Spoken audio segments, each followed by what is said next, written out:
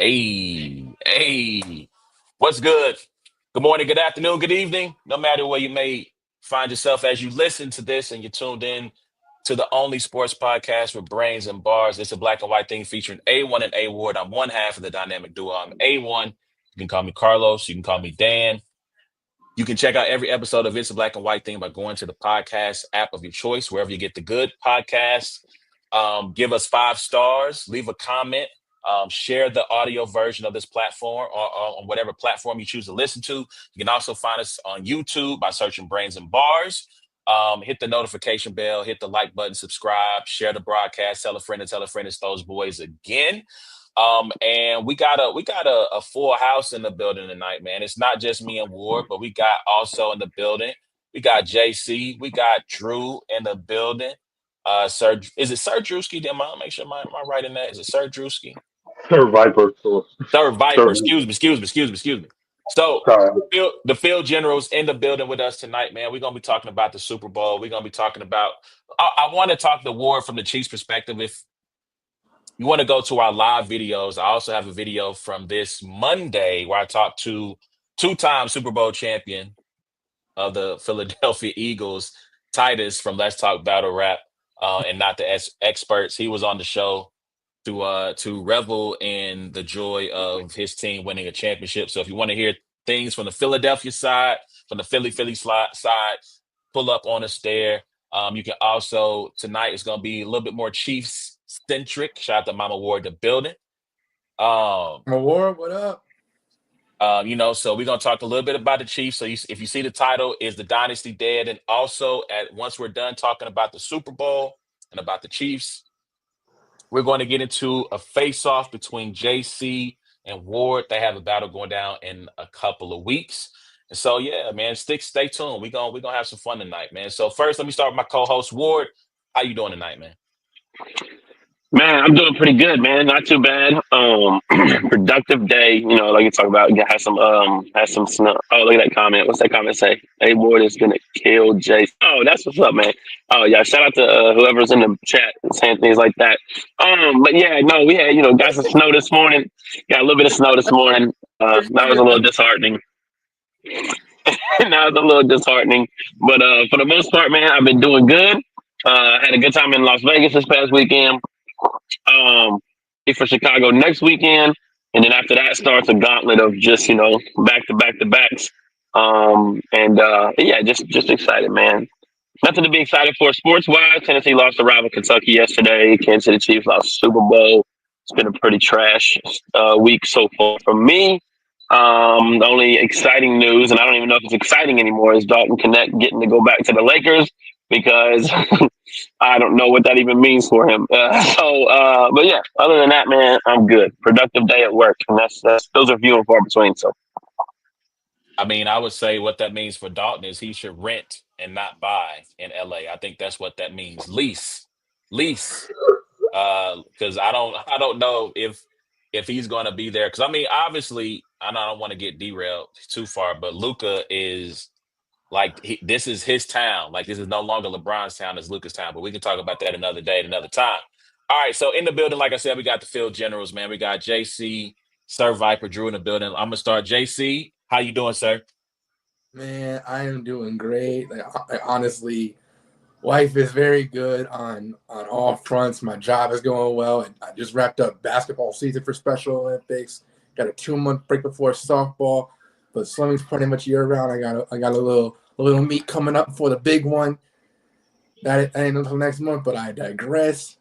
And then, of course, I got to battle my longest tenured friend. Gonna be a good one. yeah, man. I was looking back at our text messages, and I think they might go back to like 2018 or 2000 and maybe late 18 or something like that. Exactly 2018. Exactly 2018. Yeah, so we've been chopping it up for a good 7 years, man, back and forth. So yeah, it's exciting. Yeah. And Drew, how you feeling, man? How you feeling? I'm scared for Josh, man. I got to plan a funeral, bro. Ward Chiefs just lost the Super Bowl, and you want to battle this man right now? Yeah, man. Shoot a violin, brother. It's over with. Ward about to kill you. It's over. I texted him like, "Hey, if the Chiefs lose at any point, don't take it out on me. I did not." The man who freestyled everything against Britain and 30'd him not writing a damn thing. You think he cares about not taking it out on you? Dog. Dog. I'm just saying. If it was me, you'd be getting all of it. I'm just saying. But yeah, I'm good, man. Just everyday life, dad life, just working. Hey, my portion of today's episode is sponsored by Home Depot because I had to get ready for work. So yeah, Home Depot, get all your building materials and stay the fuck out of my store. That's all I Man, have. so that's it's not. What is it doing? What is the slogan now? It's like getting the most done or doing the most. Yeah, doing something. All they be My doing is little my little brother my little brother's worked at Home Depot for 10 years, so yeah. yeah. The Our slogan doers change get more every day. done. Doers get more done. Our And doers get more done. that's a lie. That is a lie and a half. That's a lie and a half. But I'm good, man. How y'all feeling? How y'all doing? Yeah. What's going on, y'all? What's We good? good, man. We good. We good. Not excited about this snow. I think it is 36 days until the first official day of spring, though.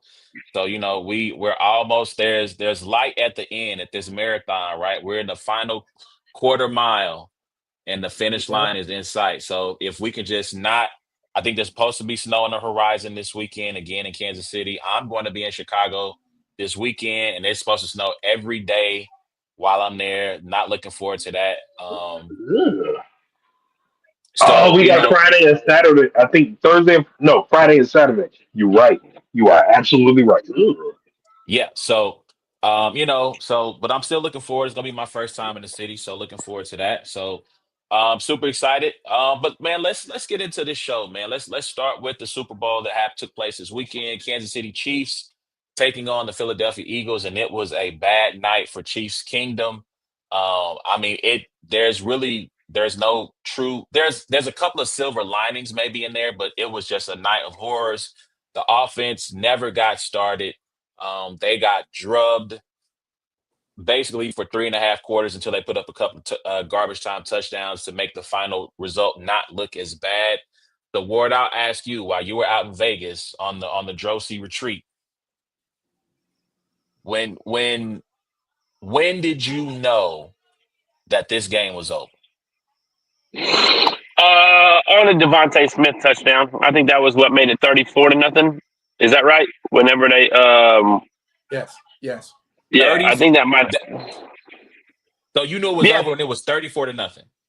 yeah, 24-0. Like, I mean, I knew that it was going to be very difficult to come back from 24-0. But there's always part of you just like, we get the ball. You know what I mean? You get the ball, you score a touchdown. And let's just say you get a stop, you get a field goal, and you're down 2 scores going into the fourth quarter. You know, like I mean, there's this side of it. You know, like because you're assuming there's halftime adjustments. You know, now mind you, even if you're assuming there's halftime adjustments, you know how dominant that defensive line has been. It's like, really, what can you do? You don't just have, a Laramie Tunsil to throw in there all of a sudden, or, something like that. So I was assuming that there was going to be some more chips, maybe some bringing in different guys on the offensive line that maybe switching some things around. But yeah, once it hit 34-0, I said, yeah, this is a wrap. And in Chiefs fashion, at halftime, I just went ahead and was like, look, I'm just gonna go ahead and put this money on the Eagles smoking us. So I put money on the Eagles minus 20.5, and then Kansas City decided that they wanted to take my money by scoring the most pointless last 2 touchdowns to lose by 18. And so I was just mad all around. And so I'll say this much too. I couldn't enjoy the halftime show as much, down 24-0. I'm like, I don't really feel like, I was thinking like maybe I'll just get a nap in real quick, but it was tough to watch. It was tough to watch. However, it goes back to the age old question: would you rather lose like that, or would you rather lose, to in overtime to a Miko Hardman, a touchdown, or a Harrison Butker field goal to win the game, or something like that. So I don't know. I was kind of disconnected from it for quite some time. I mean, the way people are talking apparently is there's degrees of losing, and there's a right way to lose and a wrong way to lose, apparently, because people are saying, well, now Mahomes got blown out. There's no way he can. We got to stop the GOAT conversations, apparently, because he got blown out in the Super Bowl. But JC, I asked you, when did you know the game was over? 30-0 is kind of wild, though. Yeah. I honestly was thinking at 24-0, it was kind of over, but because in the back of my mind, I'm thinking like maybe the Chiefs could start a run, but also it didn't help that the defensive line was playing so well. Basically, with the way they were playing Mahomes all 4 quarters, one thing pretty much led to another consistently, especially with those interceptions and that diving pick by Nick Bond was insane. And that is the kind of defense that we had when Vic Fangio was with the Bears for a brief period, and it kind of shows how much of a defensive mastermind he is. Fair points. Drew, what about you? When did you think the game was over? 17-0 after the pick six. Now, I'm gonna tell you why. I'm gonna tell you why, because two things were very, and I know A Ward is expecting me to slam Mahomes. I know everybody is expecting me to slam Mahomes. Nothing about the Super Bowl was Patrick's fault. It was everything to do with what I said about the Kansas City Chiefs and what was wrong with them at the start of the year. That offensive line. I said it at the beginning of the year that the offensive line was not going to hold up, and at some point it was going to cost Mahomes, and they cost him the Super Bowl. There was absolutely nothing wrong with the rest of the team. If your offensive line cannot protect anything, you can't do anything. And that offensive line got beat from here to Timbuktu. When he threw that pick six, the game was over. No blitzes, and they tapped him and Snoop Dogg must have spent a lot of time that weekend together because his face was in the grass 6 times all game. Hilarious. He was just, Hilarious. he was just him and Snoop best friends. I'm just saying that was terrible by your offense. It's just the offensive line. It's just the offensive line. Everybody wants Mahomes to be Superman. Superman can't be Superman if there's kryptonite around. That's all I'm saying. And when kryptonite is around, the defensive walls come down. And who's your defensive wall? The offense. Hey, I won't stretch to see this episode. I know we're not on our podcast, but I won't stretch to see this episode. Stretch can now take his face out of the gooch of Darlene from Roseanne because I keep telling people the quarterback is not the most important person on the field. You can have a great. Do you think Tom Brady would have 7 Super Bowls if his offensive lines looked like that? No, absolutely not. Joe Montana does not win 4 Super Bowls and goes undefeated in the Super Bowl if his offensive line looks like that. If the Bears drafted Patrick Mahomes, he would have looked like that because we did not have an offensive line to sustain his playability, his natural mobility. And quite frankly, if they're trying to move away from him being mobile, then you're gonna have to offensive line to protect him in the pocket. The Eagles exposed either the offensive line or the offensive line coach. I don't know, but everybody fired today. I would have walked in and be like, everybody in the offensive line room, get out, pretty much, because that was egregious. You can't, and like A Ward has said, you would expect Andy Reid to have a game plan, an adjustment at halftime. And it just felt like the Eagles kind of anticipated it from their first go round.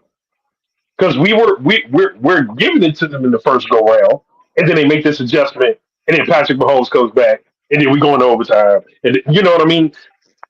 Second time around, we're not letting up this time. We'd have had a pick six. We'd have trapped them inside the 10 or the 5 and they threw an interception at the 4, and then they scored. We're up 24-0.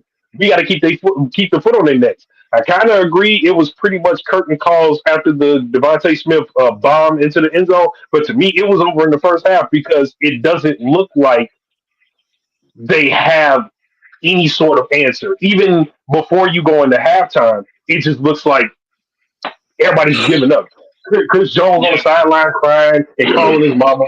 Like Travis Kelsey with that stupid beard, he calling Taylor Swift upstairs. She already calling her next dude because they breaking up.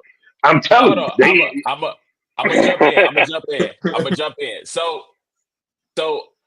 I'm trying to think. I obviously live in Kansas City. I have a bunch of friends who are obviously Chiefs fans. So when they get the pick six, I hit up Titus. I hit up Titus. He's a Philly fan. Like I can't go into the group chat with all the Chiefs fans and go, "Hey guys, this is done. We're done here. Like there's nothing else to talk about." Right. So I put on the brave face and I'm like, "All right, come on. Let's we can get back in No, this." no, don't tell me you hit up Titus and said it was over. Oh yeah. Oh yeah. Oh, you're I a hit up terrible Titus. friend. You I are hit a up Titus. terrible friend. Do you know No, how you would feel if Notre Dame got out of 17 nothing in the national championship and I hit you up and I was like, it's over? You know what you would say to me? I didn't hit you. I would say you're right. You know me, right? You know me. No, If they're down you would 17 zip, never. No, I'm saying if they were up, you hit the guy whose team was up 17 nothing My, and told him it was my, over. my so man here's the said, thing. Here's the I thing. hit up the dude who was winning and said, Here's the yeah, thing. this shit is over. I can be here's the one when it's not my teams, I can be objective. I can be super objective when it's not my team. And so I hit Titus up. I said, hey bro, this is done. This a wrap. And rightfully so. He goes, hey man, nah, I'm not doing that. This is we got a long way to go. I said, bro, they can't block them. I'm looking at them. They're not granted, they didn't run a bunch of stunts and a bunch of games, but this was at the snap of the ball, we're going to bull rush. Joe Tooney looked like a blocking sled for 4 quarters. And so what happened the very next play, when they Chiefs get the ball back, what happens? Joe Yeah. Tooney drive. It looked like Vic Fangio was yelling at Josh Sweat, drive, and he is just moving Tooney backwards. Right I, into I can tell. I can tell you what Big Fangio was telling Josh Sweat. Hey, you either do this or I'm gonna shoot this puppy right now. No, not. He looked like John Wick out there. They had his no. dog for ransom, and he beat 4 people. Look, put this into perspective for a second. This is how bad your offensive line is, and it's just the offensive line. Like I said, I only blame the offensive line because everybody else hits their mark if the offensive line can protect, and they couldn't. So it starts up front. Now I'm gonna tell you what happened. 4 people beat five. They're anticipating the blitz, so the running back, so the six, and Patrick Mahomes. 4 people beat up 7 people. It's terrible. Basically.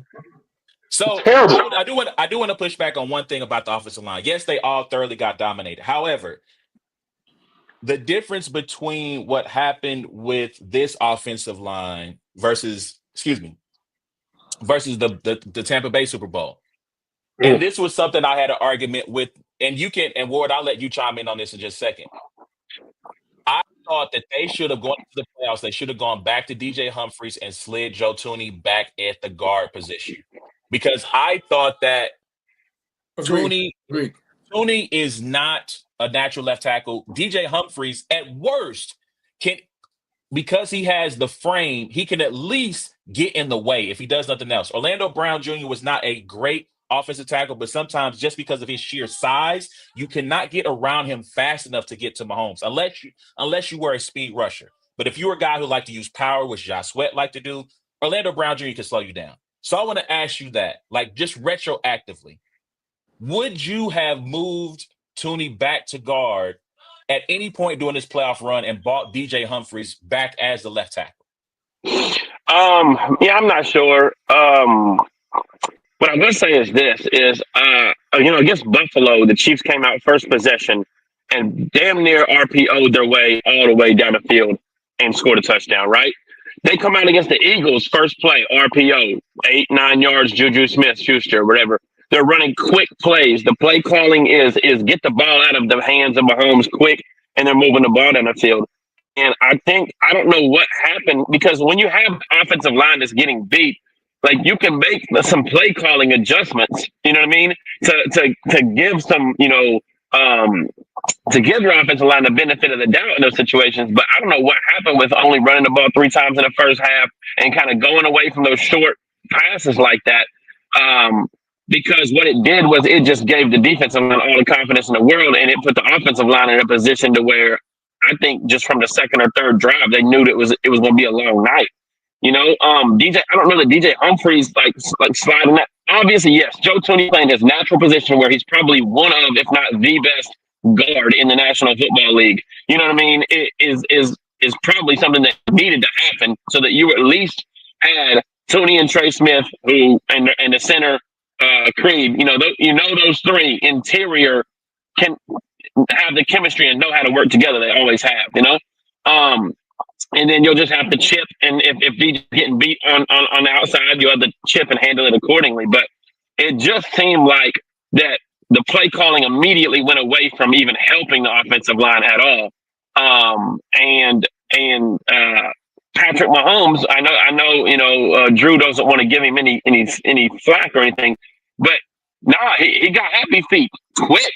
He got happy feet very quick, and he and yes, of course you're getting hit or whatever, but like there was a couple plays where he scrambled out of it and he decided to pass when he could have ran. You could tell he was visibly shook by the defense, and I thought that happened to him a little early, and that was something I haven't seen of him in past. Like even in the Tampa Bay Super Bowl, I always felt like he was just locked in, scrambling, getting out of the pocket, making throws, and just getting let down by receivers and different things like that.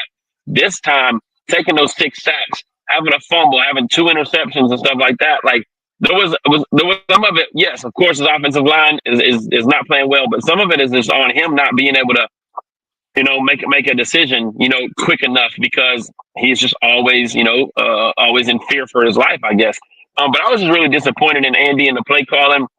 I know Pacheco and Kareem Hunt aren't, the best running backs in the world, but I just think that, man, when you got a guy like Samaje Perine, you got some of these things you can get some screens, you can get some kind of creativity. We didn't see not a single, crossing route, not a single, like there was just so many things that we just didn't see, And then at the end of the day, man, like the morale of the team is damn near everything. When you look defeated on the bench, it doesn't help, And so when DeAndre Hopkins comes across the middle and trips up on his own foot, you know what I mean, and the ball hits him or whatever, you're just kind of like, stop. You know what I mean? Like this doesn't happen to Hop. Like if that happened to Xavier Worthy or Justin Watson or something, I'd have been like, and it's like, but when things like that are happening to probably Hall of Fame, wide receivers, it's like, yeah, it must just not be our day. Yeah. Go ahead. Go ahead, Justin. Go ahead, JC. And to piggyback on the offensive line comment, first of all, is like say you did move Joe Tooney to his natural position. Who's to say the same result wouldn't have happened? And then also for someone like Xavier Worthy, if something isn't working with someone like DeAndre Hopkins, you would think you would end up going to your more sure-handed target for particular drives down the field.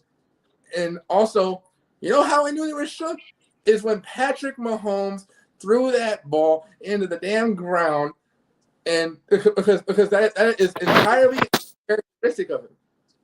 I've never seen that before in my life.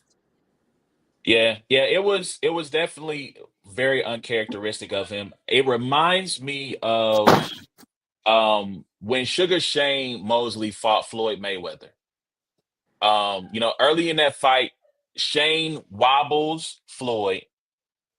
He almost scores a knockdown, but after that, Floyd proceeds to put hands on him for like the next 6 rounds in a row. And it's like the 8th round. And Sugar Shane is sitting in his corner. And I think at this time his father was still his trainer. And his father is yelling out instructions to him. Shane, you got to give me something behind the jab. You got to keep moving. You got to give me some combinations. You just can't throw 1-2 and just let him tee off on you for 4 or 5 in a row. And if you could have seen Shane's face, it said player 1 has left the match. Gone. He was out of there. Like he was contemplating his life choices at this point and why he thought he could mess with Floyd because of how badly he was getting beat. And to me, that's what happened to the Chiefs. to Ward's point, they knew early on we got nothing for this pass rush because they're not blitzing. They were at running all. some games, some stunts, but they were literally lining up like Jawan Taylor, according to Wikipedia, weighs 313 pounds. Nolan Smith at edge rusher weighs like I think it said according to Wiki, I think was 235. Right. So we're talking like an 80-pound basically gap. And there are multiple plays I've seen on tape now of Nolan Smith coming off the edge and literally there was furniture moving and Jawan Taylor was the couch. Just moving him as if he does not exist. I mean, it looked like a drill. And so, yes, I agree with Ward. Pat does deserve some criticism because even on the interception on the near the goal line, there was room for him to maneuver in the pocket around Tooney and get that pass off. But so I want to ask this question because The I real feel question, like though, before we go next, the real question is: does Kirby Smart get a Super Bowl ring? All them damn Georgia players just won them the Super Bowl. Just want you to know, Jordan Davis, Jalen Carter, Nolan Smith, like a Super Bowl ring needs to be sent to Kirby Smart's house. Man, and I'll say this: the thing that makes me mad about that is that it didn't have to happen. The Atlanta Falcons needed needed Jalen Carter. There was another team that needed an interior rusher. It might have been the Giants or somebody in that draft, and they passed on them in part. No, it was the Raiders. The Raiders took Tyree Wilson from Texas Tech ahead of Jalen Carter. Now, part of that was because Jalen Carter got in trouble for the car wreck that killed one of his teammates. And I think at that point, the Henry Ruggs thing had already happened in Vegas. So I'm pretty sure the optics of that would have looked great. But, I mean, Henry Ruggs is Henry Ruggs. I would have been like, listen, we're going to work with this young man to make sure he doesn't end up making the same mistakes that Henry made. But even with Nolan Smith fell to, I believe, to the top of the second round because he was coming off an injury and people were afraid to draft him. And so I have to give credit to Howie Roseman of making these moves. So I do want to ask this question, though, because I feel like I'm living in a twilight zone when it comes to the Chiefs and the overreactions this week. I've heard some flat out outrageous things. So, Drew, I'll start with you. For you, do you think that this loss means that Mahomes is no longer in consideration for GOAT talks? No, because we've seen Tom Brady get his ass whooped before in the Super Bowl twice by the same damn quarterback. If y'all remember the first time they went undefeated and the Giants and Eli Manning were not supposed to be there. Not at all. Yeah. That was an abysmal Giants team overall, and they rode the wild card all the way to the Super Bowl, mind you, and whooped they ass. I don't care what the final close score was, they weren't supposed to be there.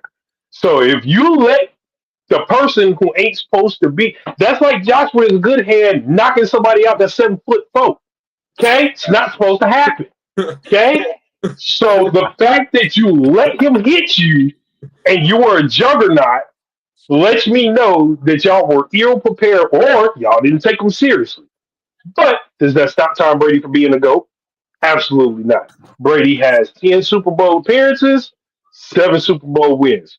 Patrick Mahomes, and I've always said this, it's not Mahomes I don't like, it's just the hype around him, right?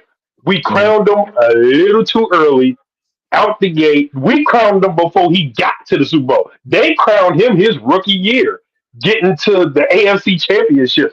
I'm like, he ain't did shit yet. Now, granted, he still has a long way to go. We have absolutely no clue how many Super Bowls he could win. We don't know. He's only got 3 so far, right? And he almost did 3. So that tells me that he's got some GOAT left in him. I think it comes down to how they adjust the team around him from here on. But no, I don't think it takes him out of the GOAT conversation. Now, I do think that the whole dynasty conversation is pretty much over. You don't have to have a dynasty to be a GOAT.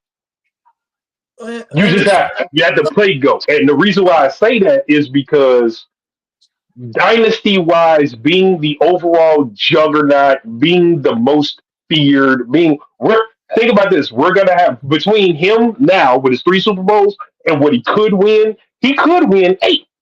He could. But between here and there, we're talking about younger draft picks. We're talking people like Jaden Daniels. Look at what he did and what Washington almost did. It was almost Washington in the Super Bowl until the Eagles beat that ass. But Jaden Daniels.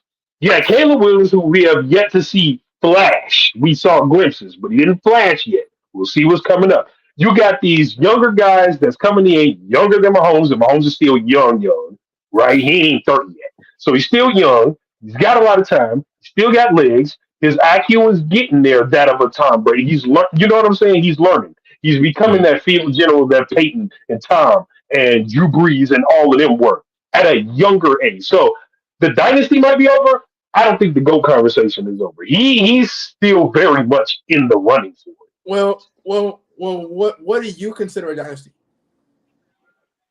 Juggernaut status. I don't think people are as afraid of the Chiefs anymore as they were probably like 3 years ago. No, that's not what I'm asking. That's not what I'm asking. Like, what is your definition of a dynasty? Like, because if you remember, Blackhawks 3 cups in 6 years, they're considered a dynasty. I don't necessarily equate. Yes, championships come. Yes, championships come with that. It's just the natural progression of things. If we can't stop you, naturally you're going to win a championship. I think dynasty wise is that it continues seasonally. When I saw the decline, and it could just be the offensive line. Hey, it could just be a bad season for the offensive line to where the numbers weren't hitting up for the Kansas City offense. That could be a thing. So I have no idea until this season starts. Because if they make adjustments on the offensive line, then I'll rescind the kingdom has fallen type of mentality. But for me, when I saw that they weren't as dominant on offense and they weren't scaring anybody, that's what I mean by like the Blackhawks. Even when we did the 3 and 5 seasons, even our off seasons, everybody was scared of us still. We were still putting up the numbers. We were still putting up the points. We were still whooping ass.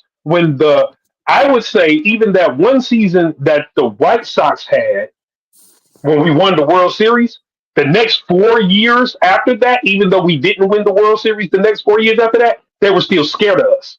They were still like, oh shit, Konerko is still hitting grand slams for absolutely no reason. Oh shit, we still got Mark Burley who pitched a perfect game. What was it, 3 years after we won the World Series? They were still afraid. Yeah. So that's what I mean by the dynasty. No hitter after 2, perfect game after 4. Mm-hmm. Right. So a dynasty, I think you instill like the Warriors, right? They've had Steph for I don't know how long now, right?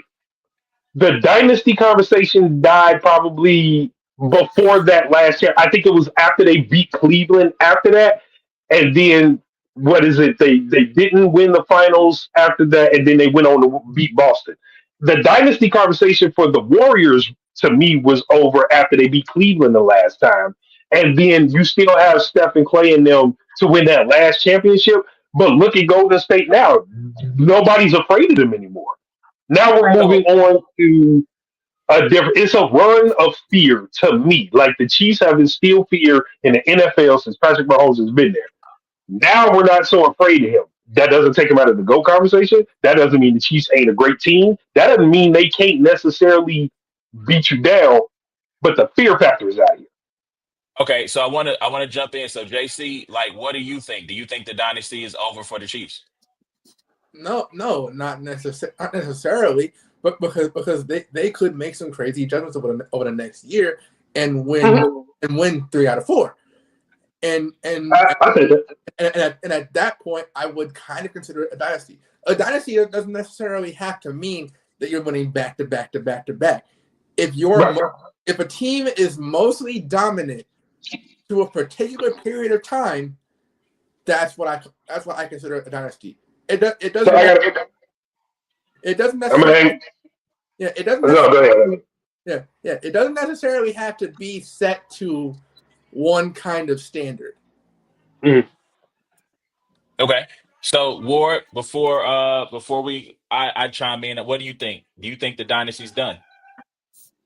Absolutely not. I think it's a huge overreaction. It's one game.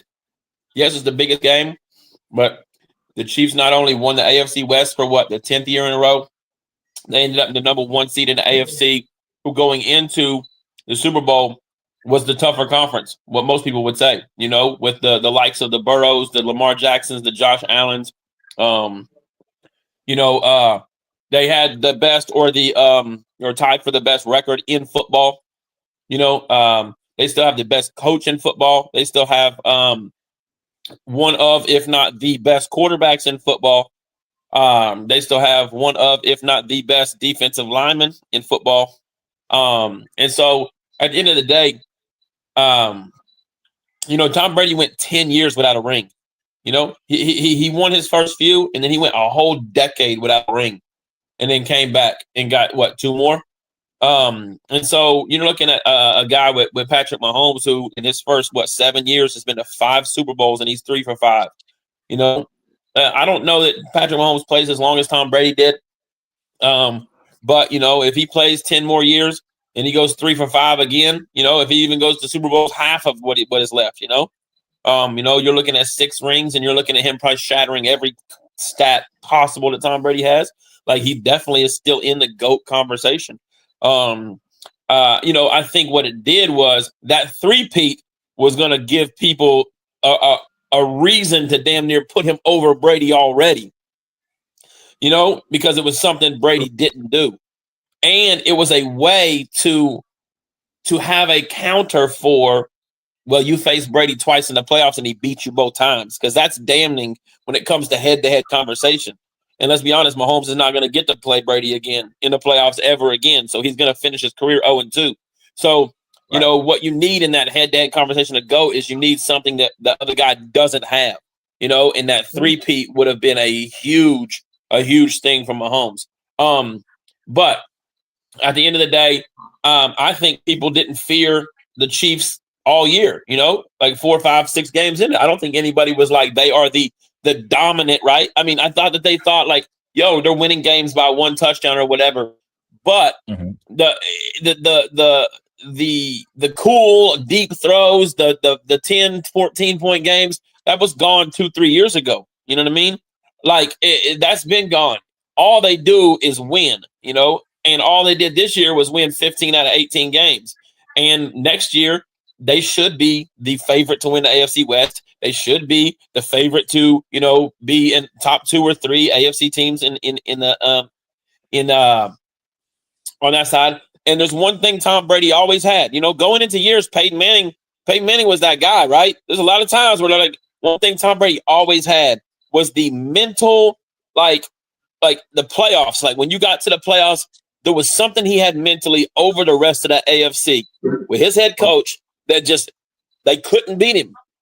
And until somebody in the AFC could prove that they can line up beside Patrick Mahomes and Andy Reid and put him out, he damn near might go to every Super Bowl and he might win 1 out of every 3. But I got nothing to say anything is over. If this football game ended in a 7-point game, a 3-point game, we're not having any of this conversation. A loss is a loss. Yes, they got smoked on the line, and I've listened to the analysts and everybody, and I would say, all they say is, they said, well, we found out the way to beat Mahomes. Get pressure with 4. Well, guess what? That's not very easy. And there's not a lot of teams that can just get pressure with 4. So cool. You found out the way to beat Mahomes, like that's like me saying, I found out the way to beat you. Have 3 Hall of Fame wide receivers, like, look, don't everybody have, that, like it's so I hear it, but all of the things there's like, yeah, I hear you. But until Mahomes makes a wild card or gets knocked out first round of the playoffs, or, has an Eli Manning-esque season, where he's just stats are absolute, like there's no GOAT talk out of that, and there's no dynasty out of that, because the Patriots went 10 years without winning it, and so yeah. So we can't forget about that with Tom Brady. Hold on 1 second, Drew. I will go, hold on. JC going, and I'll go, and then Drew, I come around back to you.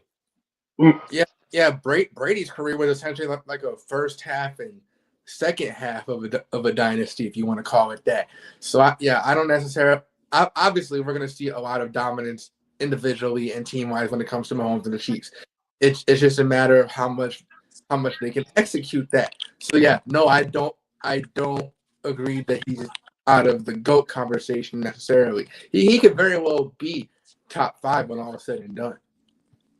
No point in question. I think he's top 5 now. He's gonna be top I think he's 3 top when 5 he's now at He's gonna be worst. top So 3. I agree. So here's what I want to say about the dynasty talk.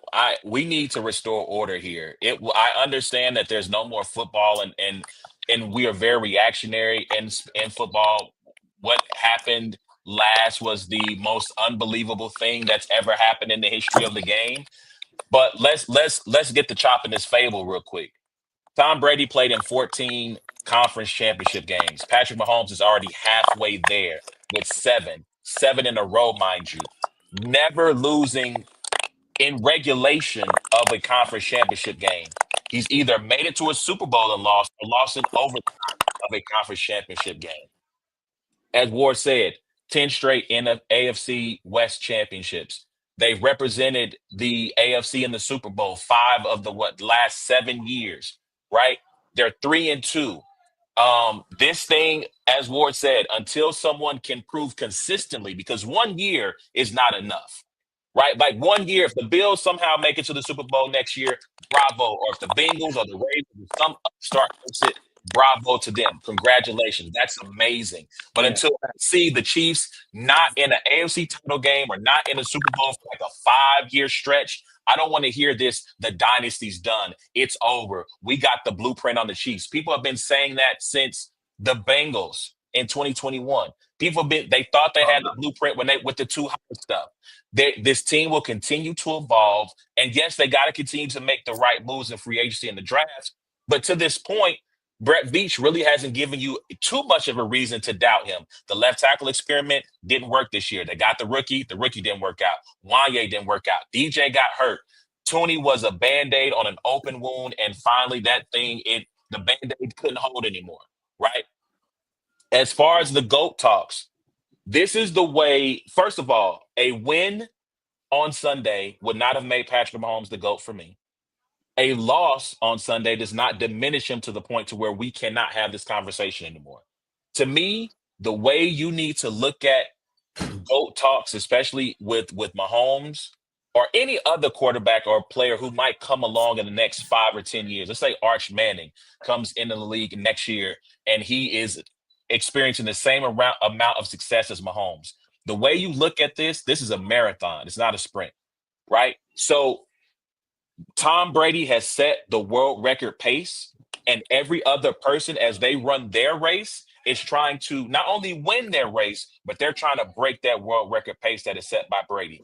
To this point, I already said Mahomes has had half the conference championship appearances, half the Super Bowl appearances. Tom Brady did not get to his 5th Super Bowl until his 12th year in the league. We're in year 8 of Patrick Mahomes. Their win-loss record, when you combine playoffs and regular season, almost identical. Same for the losses. Mm-hmm. Patrick is a little bit of a head on yardage passing and touchdowns. The way you look at where Patrick Mahomes is currently is he is slightly ahead of the world record pace that was set by Tom Brady. Now, whether he plays 10 years, 12 years, 15 years, 20 years, however long he plays, once he finally decides to hang it up and he has hit the tape, so to keep the analogy going, then we can go and look and say, okay, at the end of his career, he had this many championships, this many MVPs, this many Super Bowl MVPs, first team All-Pros. And then we could say, yeah, he beat the pace. He's now the new world record holder, or he's second all time. But this idea of trying to king him or dethrone him based off of one game, which, mind you, there's going to be there's going to be a loser to a Super Bowl. This idea that there's a right and wrong way to lose. Well, Brady never got blown out in the Super Bowl. I'm sorry. More victories are for minor league coaches. Shout out to the poet laureate Jay-Z who said that. We don't talk about who lost better. Hello, you play to win the game. So I don't want to hear about who had better losses, who looked better in a loss. Does it help to look better in a loss? Sure. But ultimately, you still lost the game. And so again, That's the way, to me, you should look at this. There's a world record pace that's been set, and everybody's trying to beat it. And right now, at about the coming into the halfway point of this race, Mahomes is slightly ahead of that pace when you look at the totality of what he's accomplished in this time frame. So get out of here with the dynasty is dead. I disagree with that. Get out of here with he can't be the GOAT. I don't agree with that either. I only say the dynasty is dead because there is a certain fear factor that comes with the dominance. And if the I don't think his loss takes him out of the GOAT conversation. Because I don't blame him for it. I honestly don't. I looked at the offensive line at the beginning of the year and said there was going to be a problem. So I don't fault Mahomes for when your draws are on fire. There's nothing you can do about it until you can stop, drop, and roll. Now they dropped you, but you didn't get to do much else. Draws was on fire for the whole game. So yeah, you scrambling and you running for your life, and they had a cover for it. Okay, you couldn't get out the burning building. I don't necessarily blame him for that. Let's go. It's not something we can't say we ain't seen it before because we seen it in Tampa. But that was before Mahomes became Can y'all Mahomes as we get you now. Yeah. So that was Tampa Bay was before. You said what, y'all? I can't see me now. I don't know why. that's because the light. That's because the light reflecting off your forehead, bro, into the camera. But here's the thing, though. That fear factor thing only lasts until the next time he rips everybody's hearts out again. Because if the Chiefs come back and have another 15-2 season, then we're talking about he's inevitable and he's this, that, and the third. So to me, that's cool. But think about this for a second.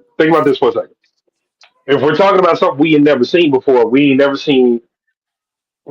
seen this version of Patrick Mahomes, Super Saiyan God mode, Undertaker in his prime, John Cena get beat down. John Cena almost GOAT conversation get beat down by Brock Lesnar at SummerSlam. We have never seen Super Saiyan God mode Goku just get face palmed and thrown somewhere and he doesn't recover. We are anticipating an adjustment. Think about that, how Dallas was. And I'm not saying Kansas City at any point is Dallas because they don't have an ancient artifact Jerry Jones ahead of the team trying to call the shots. But I'm sure Dallas anticipated their dynasty and their five and their dominance to continue into the new millennium. And here we are. All I'm saying is our anticipation of what we think may happen and what will actually happen because we can't see the future, right? We don't know what's going to happen next season. We don't know what's going to happen the next 5 seasons. We're just anticipating it because it's Kansas City and it's not Dallas. We've only seen this with Dallas. We've only seen Dallas shit the entire dynasty away and then tell everybody, hey, we're the greatest team on earth. I don't think that's Kansas City. But I do believe that the Eagles said, if we can beat him down in this stage as he is now, beat him down, not just win the Super Bowl, beat him down and demoralize him on national TV to where next season they may or may not still feel like that. And then 3 years, he may or may not still feel like that to where we're just watching this decline. I'm not saying it's definitely going to happen. I'm just saying there's a fear factor that goes into the next season and into the next season. When you talk about, damn, how we going to beat them? I think that the question has been answered. And the answer is pressure. If we can, and not necessarily 4, because like Award said, it is hard to get pressure with less than a blitz. But to do it with 4 people just kind of goes, damn, well, if they can do it with 4 people, imagine what we can do if we can get some blitzers. Like I said, we're getting younger talent. The DBs are faster now than what they used to be. We're talking about people that can, you don't think the other 31 teams, screw the other 31 teams, the other 15 teams in the AFC, and we're only going to talk about a handful of them. Baltimore, the Bills, maybe Miami, maybe, because I don't see the Bengals recovering, maybe Pittsburgh, maybe some of these teams who can have a core defense structure. You don't think they're going to go get somebody that can keep up with Isaiah Worthy or be faster on the back end? They're looking at things like this. They're looking So, at linebackers that can get there. so So it's let me not just a rebut that. team adjustment. It's the rest of the league. Let me rebut that. And I want to jump into this next question. There were times where I'm sorry, excuse me, where Worthy he beat some of those cornerbacks, but the line couldn't hold up enough to get it to him. So you can go get somebody fast. So there's a play where Mahomes he checks it down to Juju. He wanted to take the Uh-huh. shot. You see him start to load up. He changes his mind. When you watch the wide field view, Quinyon Mitchell is in front of him by a yard. And then within 3 steps, Worthy's eating up that yard. Then they're even. And you know what they say? If I'm even, I'm leaving. So If I'm leaving I them, hear what you're saying. But I want to jump into this next question. So I already know Drew, I already know what you think they need to improve on in the offseason. Ward, I'm that gonna all come to right. you. What do you think the Chiefs need to improve upon in the offseason so that they can get back to the Super Bowl? You ask me first? Yes. Oh, my bad.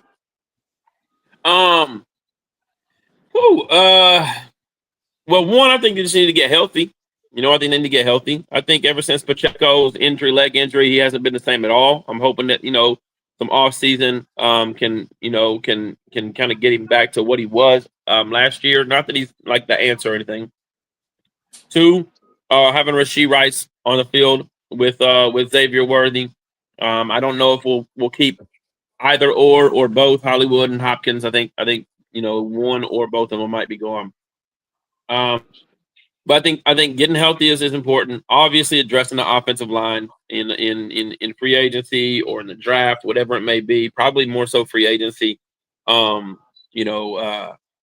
then I don't know that it'll happen, but me personally, I don't want to overreact too much. But because I don't necessarily know how much credit Matt Nagy gets or doesn't get, for what he actually does. Mm-hmm. But I'm just not a fan of what I've seen from him. And so, if there were any position changes, and it's not often that a team like the Chiefs go out of their way to hire like a young up and comer, this, that, and a third, but like Brian Hartline, I might give him a call, man. I might find some young offensive coordinator, some guy that's got a little, something different to him, and bring somebody in from college or from a whatever's going somewhere else, man. It's just because I just felt like the play calling, at times all year was just not very good for the personnel we had. And then it'll be interesting to see, what kind of backseat role Travis Kelce is willing to take. He came up for us big in a few games, but I just think that at the end of the day, tight ends are huge in the National Football League right now. I mean, you saw like this last year, like how many guys like really, between Trey McBride and there's tons of them. I don't know why he's the only one I can think of right now, but there's a lot of tight ends. I think that we need somebody like a Brock Bauer. I mean, he's not easy to replicate or whatever, but I need some young guy that you're going to fear that you're going to have to put somebody on. So there's some things that we got to touch up on, but at the end of the day, we lost the Super Bowl with a bad offensive line before, and we retooled and figured it out. We lost to the Bengals, and they thought we were done, and we went to 3 straight Super Bowls after that. There's not a whole lot of. It's one of those like fantasy lineups you don't want to tinker with a whole lot, but that like something is going to give you the And I trust Veach and I trust Andy Reid and the competitiveness just of Mahomes and the squad we got. But I will say this much: Chris Jones is on his last few years. Travis Kelce's maybe his last year. Maybe who knows? He might retire this year. Who knows? But there's guys in that locker room that create that culture. We talked about that culture of winning, that culture of the expectation. I heard what's his name, the interview with Peyton. What was his name? The tight end from the Cowboys. Pendergrass. Hendershot, yeah, and he's just like, yo, like when I got here, he's like, the only organization I've been with is the Cowboys, but when I got here, it seemed like it was like, let's get to work, like we win here, you know what I mean? And when guys like that create that culture are on their way out of the locker room, it's time for other guys to step up. So I'm definitely interested now. We talked about it earlier, like Trey Smith, will they keep him around, or are they going to let him go to sign Nick Bolton? Nick Bolton, insanely good run defense. I talked to a couple Philly guys that were just like, we kept hearing about how good the Chiefs were at tackling, and they were like, we noticed that even in that loss, the Chiefs were very, very good at tackling. I mean, they kept Saquon Barkley, under a certain amount of yards. Like Bolton is probably one of the best tacklers in the NFL. So I'm eager to see, like, if the fact that the offensive line let them down, if they're like, hey, we got to keep a guy like Trey now, or what that looks like. But regardless, man, we're in the AFC West. The Broncos, the Raiders, and the Chargers. None of them like put any kind of fear in me, to win that division. So I think we're good. Hey, what if Pete Carroll comes slap the shit out y'all? With who? Aiden O'Connell? Yeah, I'm no, like, hell no, no. Aiden O'Connell and whoever else they got as backup, they're about to go on a permanent vacation. I'm telling you, they about to draft a quarterback. They about to trade for one. They gonna look for something. But Josh, go ahead, because I know we're gonna get into the offseason later. But go ahead, Josh. I think they, first of all, maybe need to retool corner wise, but interesting. It's not that they don't have a good group. It's just that their depth is lacking a little bit, and that was kind of telling, where they allowed passes that they know they shouldn't have against guys like Devontae Smith and AJ Brown. So that's one thing among others in offensive line. No. And then also to counter your point about Matt Nagy, well, first of all, welcome to the club. I knew he was gonna go there. But second of all, given that Andy Reid is the majority play caller, it doesn't really matter who the offensive coordinator is, unless, of course, you're saying you need somebody new to sort of redesign the offense and retool around Patrick and the guys you have on offense. Am I correct in thinking that? Yeah. I think that's what he was trying to convey, like tool the offense around Patrick. I think that's what he was trying to say. Yeah. Okay. Yeah. Okay. Are you done? Or you got some more? Yeah.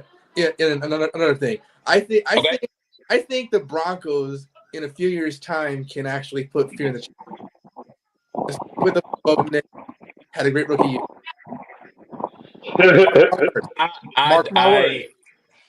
I need to see more. But the defense is legit. So I'll say that as long as that defense stays legit, Bo Nix doesn't need to be Superman to win games. So let me hold on one second, Drew, and I'll let you go. Let me get my take off about their biggest offseason need. I'm glad you mentioned the Superman thing. Mm-hmm.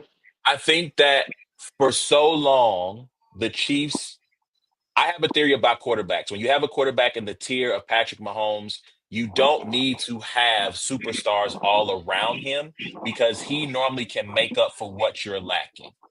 Right? But when you take away a Tyreek Hill, when Travis Kelce is reaching the end of his career, Xavier Worthy is nice, but Xavier Worthy is still learning. Rashee Rice is injured. Where are the dynamic playmakers on the team? Where can you go? What can you turn to if your quarterback is struggling to allow him to what's the word I'm looking for? To kind of steady himself until he can then be Superman again. The thing that the Chiefs need the most is a running back. They need a dynamic running back. Because teams sit in too high against them so often, there are yards to be had, right? So on the interception that he throws near the goal line, the team goes into drop 8. And there's like, if they would have run the ball there, there's at least 8 yards with Mm-hmm. Isaiah Pacheco because the hole would have been Mm-hmm. there because the team was in retreat, right? Mm-hmm. If Andy Reid, I don't think Andy Reid went to the play calling of running plays because he just felt if I keep dialing it up for 15, ultimately he's going to break out of this funk and he's going to do what he's always done, which is save the day. And so if you are Andy, you need to get a running back that you trust that can, I'm not saying if they can be close to the Saquon Barkley tier. You don't have to be Saquon necessarily. You don't have to be CMC. But if you can find a Josh Jacobs, if you can find an Alvin Kamara, if you can find a James Cook out of Buffalo, someone that you can hand that ball to and they can get you 10 to 15 because the teams are playing you more for pass than run, then if and when your superstar is more Clark Kent than Superman, you can go say, hey, I'm going to keep this superhero analogy going. We're going to let the Flash carry us for a little bit, right? We're going to let this other guy handle things. And then when you feel like you're back into the game, then we can unleash you. And I think if they can find a running back, that is the thing that can get this offense to being feared again, Drew, is if they go get a running back that can help balance things out a little bit more because a running back, even for Patrick Mahomes, can be your best friend, especially when you're struggling. And so I just don't think they trusted him enough to run the ball. You give me say something, JC, and then Drew, I'll come to you. Yeah. Because essentially, Clyde Hilaire was out for the year, and then got cut. Isaiah was obviously injured. They tried out Carson Steele, but wasn't really didn't work. And so, with that in mind, I feel like somebody. I think it might be a long shot given his projection, but maybe somebody like Asher Jinty. Man, he would have. I mean, if he lasted to 32, I think that would give 31. Excuse me. That would give the Chiefs something really to think about if he lasted there to that pick. I would love to see Ashton in a San Francisco or Kansas City Chiefs uniform. I ain't gonna hold you. You know what I'm saying? But that is a very interesting an idea, though. Yeah. Because I say that, but because I don't necessarily know off top what the options are going to be like in free agency. Yeah, it's not there are no difference makers in my opinion right now. As I've looked at the list, I don't think there's any difference makers. There's a Dylan Sampson out of Tennessee. There's obviously Ashton, and there are a couple of other guys that I think will be really nice. Omarion Hampton out of North Carolina is really nice. And there's some other guys. Ollie Gordon out of Caleb Johnson. Mm-hmm. Yeah, so there's some guys out there who have the potential to be some difference makers in the draft that you might spend. I think he said free agency though. I think he said free agency. He did. But I don't think there's anybody in free agency. So last word on the Chiefs, Drew, because we want to get to this face off. I hope y'all are right because football does not have many dynasties. The NBA has a lot of dynasties, and for lack of everything else, football is the tougher sport, not only physically but mentally, because in the playoffs it's win or go home your first shot around. Every other sport you get a series. Football is we're here today, and if we're not here tomorrow, then that's it. Right? Here today, gone tomorrow. So I hope y'all are right because it's very rare you actually see a football dynasty. Last time we had one was the Patriots.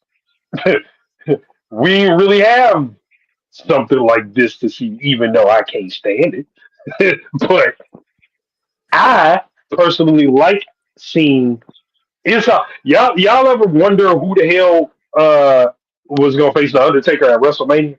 This is what it feels like.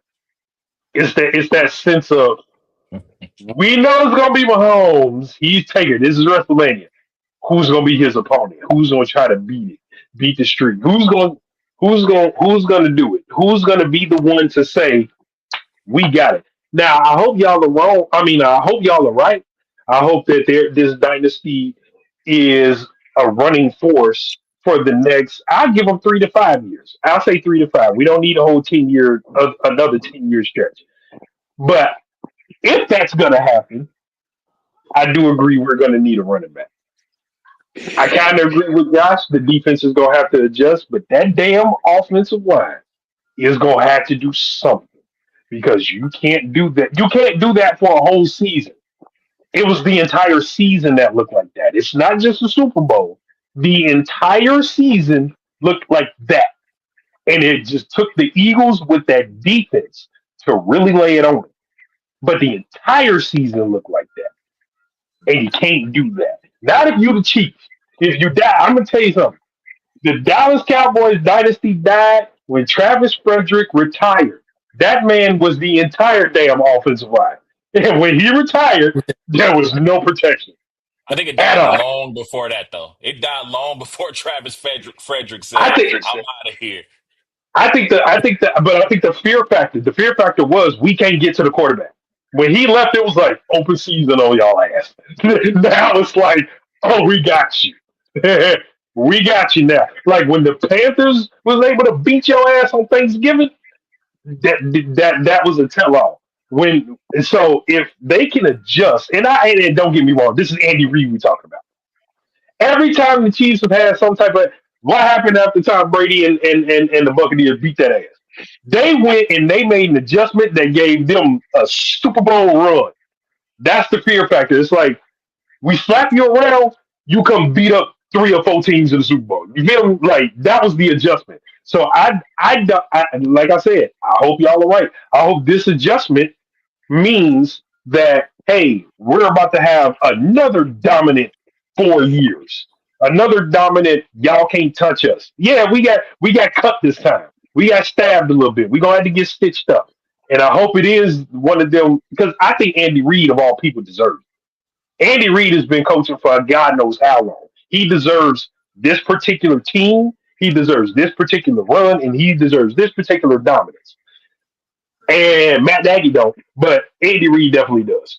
But I hope that the offensive line, for one, for damn sure, if you're gonna have a running back like you said that they can trust, you're gonna need that offensive line to open them pockets. Because then that opens up Travis Kelsey. That opens up Xavier Worthy. That opens up everybody else. I just think they need that offensive line at the core to get the ball rolling like that. All right, cool. So we're gonna close in the chapter like that. Y'all let us know what y'all think, man. From a Chiefs perspective, again, I hate to be the canary in the coal mine. I said this on Monday when I was at the barbershop, and I told the guys, I said, man, this feels like Tampa. And they said to me, man, they thought they you tripping, you wilding. The offensive line isn't as beat up. And I said, I understand that, man. But I said it feels like Tampa. And I hate it to be right. I hate when I'm right about the Chiefs because that normally means they've lost the game. Normally when I'm when I'm wrong, they're winning championships. So shout out to the Chiefs. Let us know what y'all think, man. Is the dynasty over? How do you have the Mahomes and the GOAT talks? Can they continue their dominance? We all seem to think so. Hit us up at Brains and Bars, Facebook, Twitter, IG, Instagram. All right, it's time. It's time. Let's get into it. Mm-hmm. No Coast Raps presents Valentine's Day Massacre 11 going down next weekend. Chicago, A-Ward, JC, Josh Carroll is going down. Mm-hmm. So Josh, let's start here. How long have you been lining Ward up?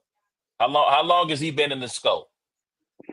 A few years. I can be upfront with it. I mean, well, at one point when we were sparring one time, I had nonchalantly, half jokingly asked if he would battle me, and he said yeah, but at the time I knew it sort of didn't make sense because end of the day I was still kind of getting my feet wet in the grand scheme of things, and now I'm at a point in my career where it makes sense 100%.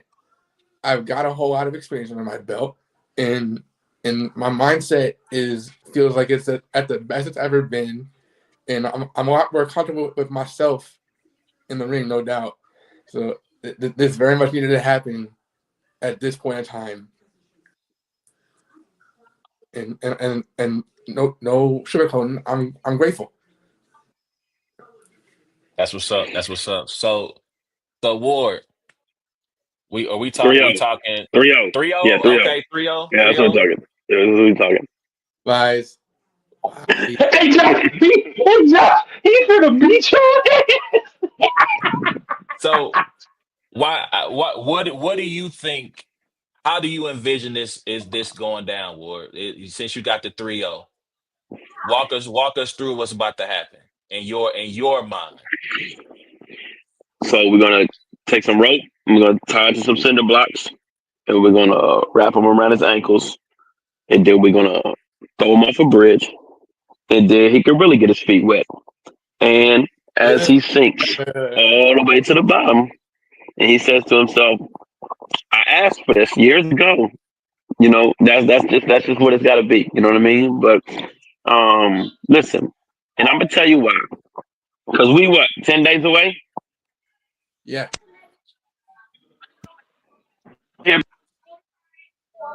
And all kinds of rounds. Worried about Arsenal. Did you lose me? Yeah, we lost you a little bit. I You're heard right. you say right rounds for Arsenal. Go support the homie, by the I'm way. saying he ain't even focused on me. He ain't even focused on me right now. He worried about Arsenal. He worried about Arsenal. I ain't wrote a bar for Truffaut. I ain't wrote a bar for nobody else. I'm clipped up. You know what I mean? First round sports bars. There's no way I lose that round. There's no way I lose the sports bar round. Hey, no true post slander. That's my brother, Bar Mafia. What it is. There's No no true way I lose the sports bar round. So his best bet is to get the second round. You know, maybe, and there's no way I lose the third round. The third round is a monster. And so, you know, but listen, all respect to JC, like you said, man, he's gotten so much better. He's gotten so much more comfortable. That is very true. His delivery, his confidence, everything, knowing how to work a crowd, knowing what works. Like he's done all of that. And you know, No Coast is one of his homes, one of the places that he's well received. I'm just excited to go to war with him. I'm excited to put on for No Coast. And I'm excited to be back in Chicago for real. Wait, I appreciate all those flowers you just gave him. JC, you playing Ward light? You ain't got no bars written for him yet? What? You still ain't got your first round together? What's happening? What's really good? Hey. Left hand on God. If you don't put that shit down. Let's go, JC. This is some of my best work ever. Let's go. Okay. I know, thoroughly believe you, bro. And you forget one detail. You can tie your brick around my leg all you want. I can still swim. Okay. I have not only gotten gold medal for basketball, gold medal for softball, but I'm also a competitive swimmer. So, yeah, that's a good rebuttal. So let me know what it's like swimming in the crystal sea. Yeah, I was about to say they say heaven got streets of gold in the crystal sea. So when you start swimming and then you look up and you're like, oh, just let me know what that look like. Yeah, and then Hey, Josh, all I'm saying is I'm normally with you, brother, but the Chiefs just lost the Super Bowl. He is pissed. He is pissed. And then God said, "Let there be light," and out came me. And there you go. Let's go, JC. Okay. So wait. Are we saying that in 10 days your rebuttal game is gonna be crazier than Wars? I feel like that's what you're doing right now. You know what I'm saying? You're trying to go rebuttal for rebuttal with the rebuttal king here. What we doing? What we doing? You damn right I am. You damn right I am. Oh, okay. Obviously we can both rebuttal to different levels of extent, but I'm a damn sure giving my best shot to go for rebuttal. No question. All right. Okay. And Nope. Fourth round. No pressure. Fourth round. yeah, All freestyle. It's all Wow, freestyle. that's perfect. we can do that. We can do that off camera. that's how, yeah. That's what's up. So we're talking what, 2 minute, 2:30s? We're doing 2 minutes. We're doing 90 to 2 minutes. 90-second rounds, 2-minute cap. Okay. So let me just say, as a battle rap fan, I love 2 minute rounds. I feel like it gives, when the content is on point, it gives the battle a high replay value because you don't have to sit through a 45-minute, hour-long match. So I'm excited for that. So JC, for the people who have never watched a JC battle, what can they expect from you? For one thing, continuing to level up and being authentic to my true self. Because if you don't know me, at this point in my career, my different ability, and yes, I use that term, because I'm not using it negatively. Like my different ability at this point in my career is being used as a weapon. Nobody can use it against me. Not even you, Ward. Okay. I own it. I own it. I will make fun of myself before anybody else makes fun of me. Okay. Ward, do you have a response? Do you have a response to that? When a Christian uses, the Bible and God and everything, they say you're using your faith as a crutch.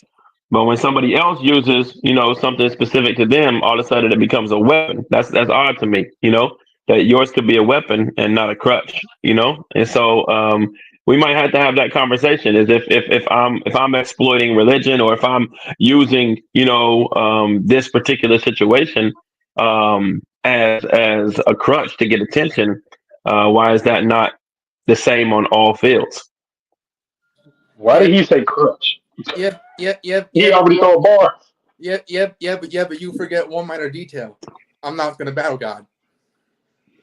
Oh, I know, and I'm not going to battle the brace at all. Too bad. I just might force you to. Hey, you know what? Bar for bar. We going bar for bar right now. My rebuttal game, Bracy. No. Don't get hit with one of them. I told you he was gonna push your wheelchair right down the stairs. I told you, don't do it. I told you. Hey, all right, so real deal just call me Bracy Chapman on Twitter. I'll roll with that too. Let's go. Bracy Chapman is fired. Oh, so real quick. Is the voting still open for the Arsenal challenge? Should be. It's 24 hours, I think, right? Until 12 a.m. Eastern. Yeah. All right. So if you haven't been following this, Arsenal has had this bar challenge out. Has he said like the winner gets to battle him? Like I don't know. He just kind of like yeah. He essentially, the way it's gonna work is that once he has those two like clear cut final out of this round, then the winner of that is gonna battle him. So I mean, and it's got some nice comp in there too, by the way. Like Eunice is in there. I got to see a little bit of what he's done in each round. Watch what Josh has done, and so go vote for the homie, man. Go. Let's. I would love to see, you know what I'm saying, Josh versus Ars. I think that would be super dope. You know what I'm saying, and you could do it in Chicago. Listen, I'm not a league owner. I'm not a league owner. I want to book the matches. Yeah. Are we talking battle tonight? I mean, whatever happens with that. I definitely, as far as us two, I feel like we're gonna be battled the night clear over. Yeah. But because for one thing, we hold ourselves to a certain standard, like we hold each other to certain standards, and like that's gonna be shown on display every round, even the sports bar round. So Josh, you gonna have the better sports bars, right? Like if I go hit up France from Let's Talk Battle Rap and we get some money on the board and we put odds up and we say we're gonna have you Better Sports Bars, Josh minus 130. Can I put my money on you that you're going to have the Better Sports Bars?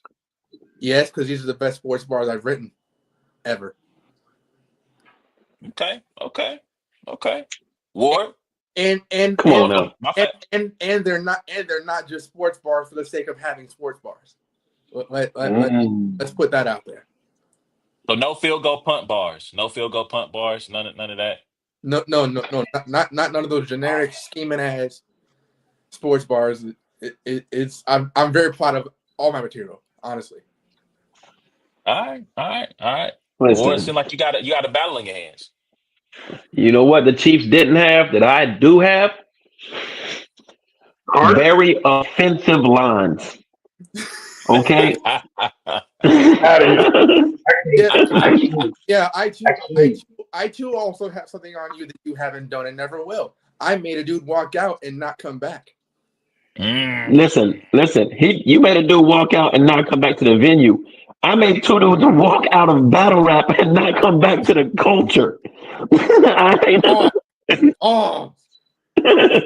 So shout out to Colossus and LJ, but that sounds like two niggas that don't need to be in battle rap. Colossus and LJ.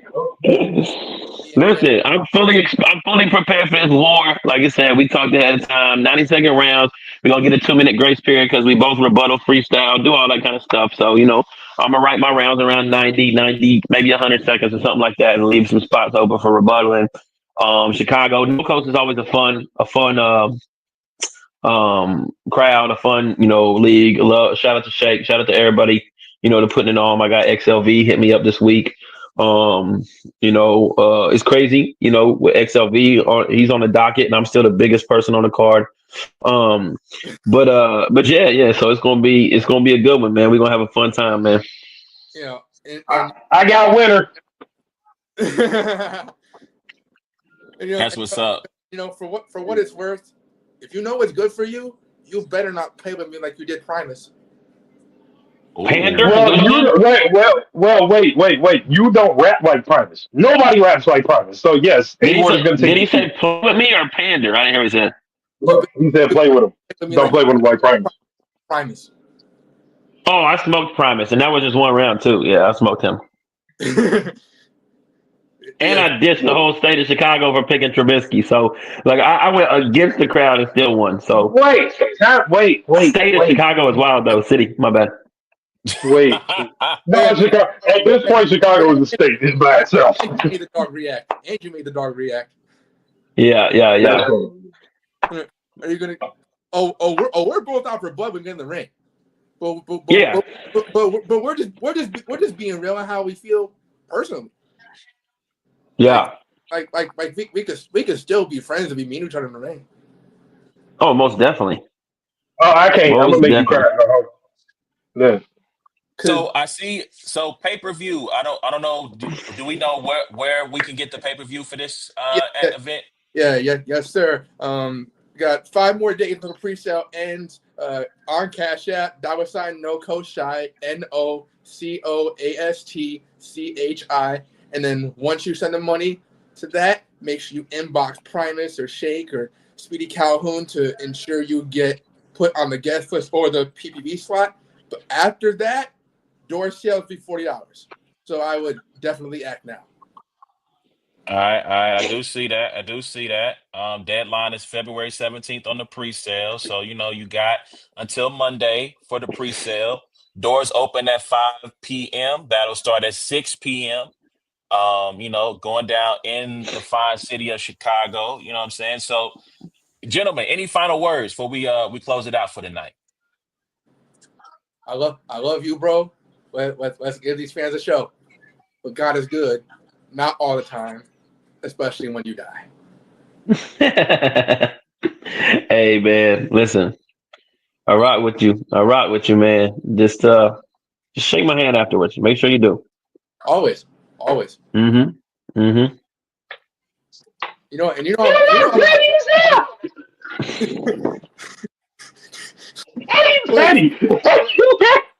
are we gonna say? Go ahead, Drew. Go ahead. He petty as hell. He's just shake my hand at you. Oh my god. Hey, 130. This man petty in the face off. Oh my god. Yo, Listen, I wouldn't be doing this if Josh wasn't a formidable opponent. I wouldn't be doing this. I'm not doing this for no charity. I'm not doing this for no reason. I'm not. This is because Josh is really good at what he does, and man, he's a solid dude. You know what I mean? And we've been talking about this for years.